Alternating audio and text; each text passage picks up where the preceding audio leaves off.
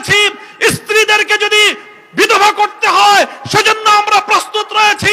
মায়ের বুক যদি আমাদের খালি করতে হয়, আমাদের মায়েরা বুক খালি করে চোখের অশ্রুতে তাদের কলিজার টুকরা সন্তানদেরকে মাটির নিচে খোদার হাতে সুপর্দ করবে।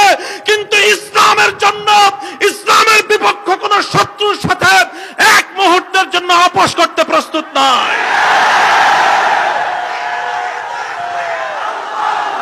আমি আমাদের দায়িত্বের কথাটা বলি। আলহামদুলিল্লাহ আমাদের কষ্ট হয়েছে, আমরা এটা বলবো না যে জালিমের জিন্দানখানায় আমাদের কষ্ট হয়নি, তা নয়। কথা দীর্ঘায়িত করার অবকাশ নেই। আমি আমার দীর্ঘ কারাবন্দিত্বের সময়ে আল্লাহ পাক রব্বুল আলামিনের রহমতের উপর আমার আস্থা, অবিচল বিশ্বাস ছিল যে আল্লাহ রব্বুল আলামিন নতিজা ভালো করবেন, উত্তম ফলাফল আমাদেরকে দিবেন, সে আস্থা এবং বিশ্বাস ছিল।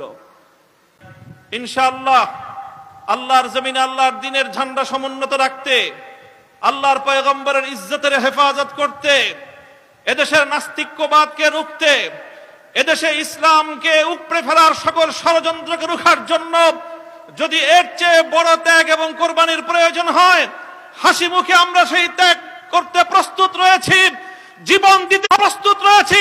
সন্তানদেরকে যদি এতিম করতে হয় সেজন্য আমরা প্রস্তুত রয়েছি। স্ত্রীদেরকে যদি বিধবা করতে হয় সেজন্য আমরা প্রস্তুত রয়েছি।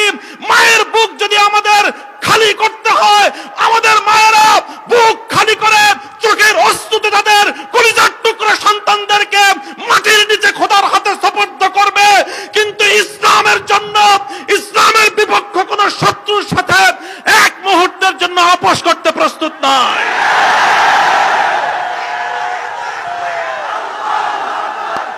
সময় কম, আমার স্পষ্ট পয়গাম, সব অন্যায়ের ক্ষমা রয়েছে, গাদ্দারি আর বিশ্বাসঘাতকতার কোনো ক্ষমা নাই।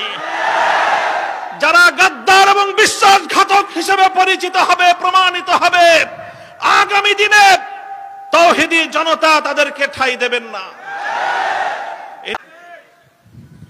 এই যে আজকে আমাদের উপরে এই অকথ্য নির্যাতন, এই যে লাঞ্ছনা, এই যে গঞ্জনা আমাদের উপর, কারণ এদেশের মানুষ আমাদেরকে ভালোবাসে।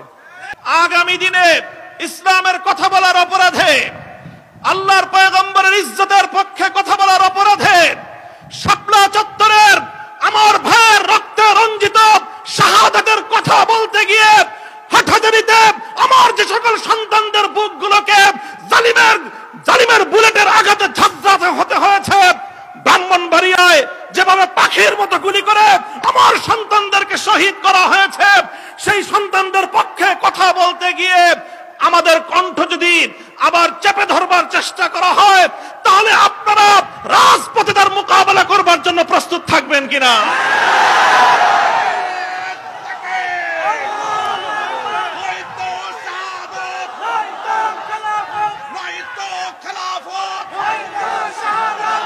সত্তর হাজার হেফাজতের কর্মীরা কারাবন্দী হবে, কিন্তু জালেমের সামনে মাথা নোয়াবে না।